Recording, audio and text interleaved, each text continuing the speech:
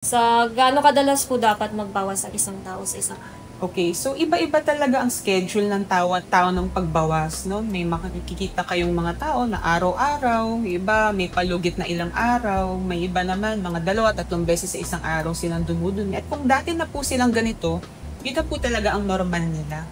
Any variation po sa normal na schedule nila ng pagdumi, yun po yung tinatawag natin na hindi normal para sa kanila. Pero iba-iba po talaga ang schedule ng pagbawas o pagdumi ng tao sa araw-araw. Yung normal pa po ba, Doc, yung parang pagkat every after meal nagbabawas? May mga tao pong ganun, unless po dati kayong hindi ganun at naging ganun po at may mga iba pang kasamang simptomas, kailangan pong mag-imbestiga at magpa-check up sa doktor.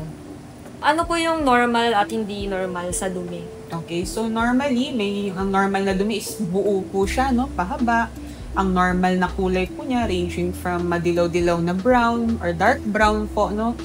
Although meron po kaming mga scale po niya, nakikita nyo sa internet, mga scoring systems that will define yung stool ninyo o yung dumi nyo from very constipated, yung parang sa mga kambing na matigas, na buo-buo, hanggang sa wasak na dumi, sabog na dumi, diarrheic na stool. So, pag nagkaroon po ng pagbabagong mga ganito, these are things also na kailangan na pa-check up tayo sa doktor, no? Bakit nagbabago ng ganito yung dumi?